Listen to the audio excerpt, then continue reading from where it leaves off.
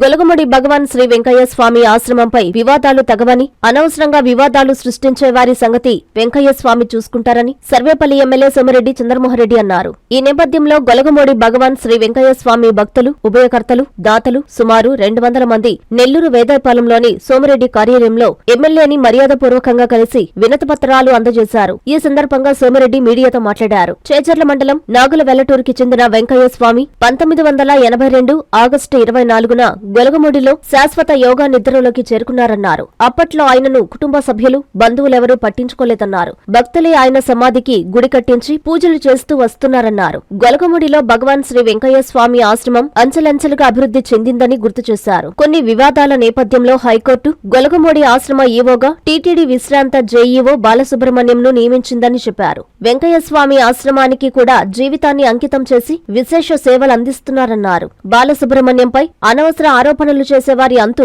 వెంకయ్య స్వామి చూసుకుంటారని పేర్కొన్నారు. ఈరోజు ఈ వెంకయ్య స్వామి టెంపుల్ గొలగముడి నుంచి ఉభయదారులు ఒక అర్జీ ఇచ్చారు, గ్రామస్తులు ఒక అర్జీ ఇచ్చారు, ఆశ్రమ ఉద్యోగులు ఒక అర్జీ ఇచ్చారు. అందరు ఇక్కడ వచ్చి ఉన్నారు. మొత్తం ఈ 200 మంది ఆ వెంకయ్య స్వామి ఆశ్రమం గురించి అది బాగుండాలని కష్టపడి పనిచేసేవాళ్ళు, ఉద్యోగస్తులు, ఉభయాలు చేసేవాళ్ళు, కమిటీ అందరూ వచ్చినారు. ఏమంటానంటే ఇది వెంకయ్య స్వామి గారు 1982 ఆగస్టులో చనిపోయినారు. అంతకుముందు అక్కడే యోగ నిద్రలో ఉండేవాళ్ళు. 2-3 రోజులు యోగ నిద్రలో ఉండేవాళ్ళు, మళ్ళీ కళ్ళు తెరిచి మాట్లాడేవాళ్ళు, మళ్ళీ యోగ నిద్రలోకి వెళ్ళిపోయేవాళ్ళు. ఆగస్టు 82లో ఆయన చనిపోయిన తర్వాత 3 రోజులకు గాంధీ ఆయన చనిపోయినాడా లేదా అని డాక్టర్స్ వచ్చి ఫైనలైజ్ చేశారు. అక్కడ సమాధి చేశారు. ఆయన నాగలవెల్లటూరు చేజల్ల మండలం, సొంత మండలం. అయినా కానీ వాళ్ళ కుటుంబ సభ్యులు కానీ ఆయన చనిపోయిన తర్వాత ఎవరూ పట్టించుకున్న సందర్భం లేదు. అక్కడ ఈ ఆశ్రమం స్టార్ట్ అయింది. తర్వాత అది టోటల్ అంతకుముందు నడుస్తూ వచ్చింది.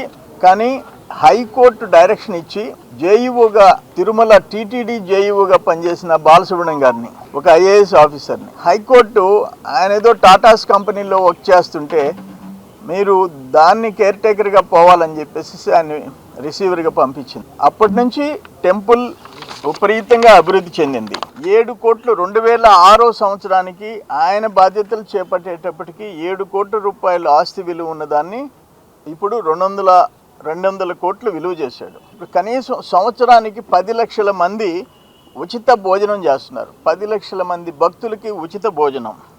అక్కడ కేజీ నుంచి జూనియర్ కాలేజీ వరకు 450 మంది స్టూడెంట్స్ ఉన్నారు.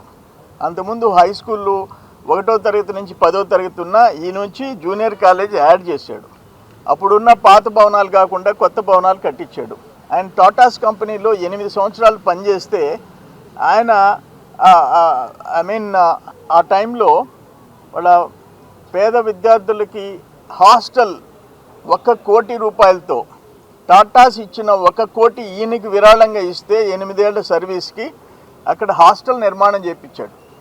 అంటే బాలసుబ్రహ్మణ్యం గారికి టాటాస్ కంపెనీ గిఫ్ట్గా ఒక 1 crore ఇస్తే దాన్ని ఇక్కడ హాస్టల్ నిర్మాణానికి ఖర్చు పెట్టాడు. 24 గంటలు పనిచేస్తున్నాడు. 1 రూపాయి జీతం తీసుకోలేదు, 1 పైసా జీతం తీసుకోలేదు. ఆయన సొంతంగా అక్కడ సేవ చేసుకుంటూ 24 hours అక్కడే ఉన్నాడు వెంకయ్య స్వామి. 2006కి ముందు ఆయన బాధ్యతలు చేపట్టక ముందు 15 గదులు ఉన్నాయి. ఇప్పుడు 200 గదులు ఉన్నాయి. మొత్తం 53 ఎకరాలు ఉంది. అది కూడా అప్పుడు నేను మినిస్టర్గా ఉన్నప్పుడు దాన్ని ఎవరో ఎంకరేజ్ చేశారంటే దాన్ని కూడా చర్యలు తీసుకొని వాళ్ళకే వదిలిపెట్టేటట్టు చేశాం. 3 కొడుకులు. ఒకరు మోటరోలా కంపెనీలో వర్క్ చేస్తున్నారు, ఇంకొకరు అల్ట్రాటెక్లో పనిచేస్తున్నారు. లక్షల రూపాయల జీతాలు ఉన్నాయి.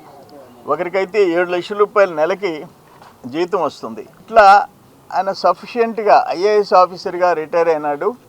ఆయన అక్కడ టాటాస్లో వర్క్ చేస్తుంటే హైకోర్టు ఈ సమస్య కోర్టుకి ఎక్కువ ఉంటే గొలగముడి వెంకయ్య స్వామి టెంపుల్ గురించి ఆఖరణ హైకోర్టే ఈయన్ని అపాయింట్ చేస్తూ ఈయనతో పాటు ఈయన్ని హైకోర్టు ఆధ్వర్యంలో ఒక ఎగ్జిక్యూటివ్ ఆఫీసర్గా ఒక రిటైర్డ్ ఐఏఎస్ ఆఫీసర్ని హైకోర్టు నియమించిన కమిటీకి రిటైర్డ్ స్పెషల్ చీఫ్ సెక్రటరీగా, ఒక రిటైర్డ్ హైకోర్టు జడ్జి, ఒక చీఫ్ ఇంజనీర్, 2 చార్టెడ్ అకౌంటెంట్స్, మిగతా వాళ్ళు దాతలు భక్తులు దాంట్లో కమిటీగా వేశారు. ఈఓగా మెంబర్ సెక్రటరీ ఇన్ని వేశారు. దాంట్లో నేనేమంటా అంటే రిటైర్డ్ హైకోర్టు జడ్జి ఉన్నాడు, ఒక చీఫ్ ఇంజనీర్ ఉన్నాడు, 2 చార్టెడ్ అకౌంటెంట్స్ ఉన్నారు. ఎవరు జిల్లా కలెక్టర్ ఉంటే జిల్లా కలెక్టర్, ఎస్పీ వాళ్ళు స్పెషల్ ఆఫీసర్స్గా. నేనేమంటా ఇంత పకడ్బందీగా జరుగుతుంది. ఈ మొత్తం గొలగమూడి కాదు, ఈ జిల్లా, ఈ రాష్ట్రంలో ఆయనకి భక్తులు ఉండరు, బయట రాష్ట్రాల నుంచి భక్తులు వస్తారు. అటువంటిది కొంతమంది మేము వారసులమి, వెంకయ్య స్వామి తమ్ముడు బిడ్డలమి అంటే ఇప్పుడు 200 కోట్ల ఆస్తులు ఉన్నాయి, మేము పెత్తనం చేయాలని చెప్పేసి కోర్టుకు ఎక్కుతున్నారు. ఇప్పుడు మధ్యలో ఒకరిద్దరు డిస్టర్బ్ చేస్తున్నారు.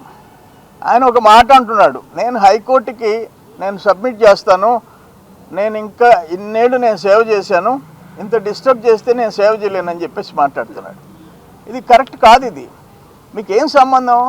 అసలు మీ చిన్నాయన మీ పెదనాయన అని చెప్పేవాళ్ళు ఆయన చనిపోతే అప్పుడే తీసుకోపోవచ్చు కదా. అప్పుడే ఆయన చనిపోయి 3 రోజులు ఆడు ఉంటే సమాధి అందరూ ఆయన భక్తులందరూ సమాధి కట్టిస్తే మీరేం చేస్తున్నారు? మీకేం సంబంధం? ఏమన్నా మీ కుటుంబం ఆస్తి తెచ్చి పెట్టాడా వెంకటస్వామి గారు? వెంకటస్వామి ఒక దేవుడిగా భావిస్తున్నారు. ఆయన శరీరాన్నే ఒక బతికున్న దేవుడిగా, నేను కళ్ళెదుట దేవుడిగా భావిస్తున్నారు. లక్షల మంది భక్తులు వస్తున్నారు, 10 లక్షల మంది సంవత్సరానికి ఉచిత భోజనం చేస్తున్నారు. రూపాయి మీద ఉందా? మీరు డిస్టర్బ్ చేసేదేంటి? ఇది కరెక్ట్ కాదు. ఇది ఆయన మీద హైకోర్టులో ఆయన కరప్షన్ చేస్తున్నాడని చెప్పేస్తున్నారు. కరప్షన్ చేస్తే ఈ ఆస్తులు ఎట్టు పెరుగుతాయి? ఎవరెవరో 2 ప్లాట్లు కొన్నారంటే కొడుకులు, వాళ్ళకు ఉండే జీతాలు ఎంత? వాళ్ళు పెద్ద కంపెనీల్లో జాబ్ చేస్తున్నారు, ఒక్కొక్కరికి 7 లక్షలు 2 లక్షలు అటు జీతాలు వస్తున్నాయి. ఇక్కడ ప్లాట్లు కొనుక్కుంటే దాన్ని కంప్లైంట్ చేసేది ఏంటి? ఆయన కంప్లైంట్ చేసిన ఆయన్ని ఈయన ఫోన్లో గట్టిగా మాట్లాడితే దాన్ని హైకోర్టుకి కంప్లైంట్ చేస్తుంది. కరెక్ట్ కాదు. ఆయన వెంకయ్య స్వామి వీళ్ళందరూ భక్తులు ఎన్ని సంవత్సరాల నుంచి ఆయన సమాధి కట్టినోళ్ళు, ఆయన ఇక్కడ సంవత్సరాలు సేవ చేసేవాళ్ళు, వీళ్ళు ఎవరైనా 1 రూపాయి ఆశిస్తున్నారా ఇక్కడ ఉండేవాళ్ళు? నేను ఒకటే చెప్తుండా, మీరు పిచ్చి చేష్టాలు చేస్తే భక్తులు తిరగబడతారు. గుర్తుపెట్టుకోండి, భక్తులు తిరగబడతారు. మొత్తం జిల్లా వాళ్ళు అనుకుంటాం, ఈ భక్తులు అనుకుంటాం, ఆ స్వామి కోసం నిలబడతాం, బాలసుబ్రహ్మణ్యం కోసం నిలబడతాం. ఒక నిజాయితీ పరుడు ఆయన ఎన్టీఆర్ టైంలో బందర్లో ఆయన వర్క్ చేశాడు. ఆయన బందర్లో వర్క్ చేసిన పని చూసి తర్వాత మళ్ళీ వైజాగ్లో జాయింట్ కలెక్టర్గా చేశాడు. ఆయన 11 ఇయర్స్ బందర్లో పనిచేశాడు. అప్పుడు ఎన్టీ రామారావు గారు ఈయన సేవలు గుర్తించి జేఈఓ పోస్ట్ని క్రియేట్ చేసి తిరుమలలో వేశాడు.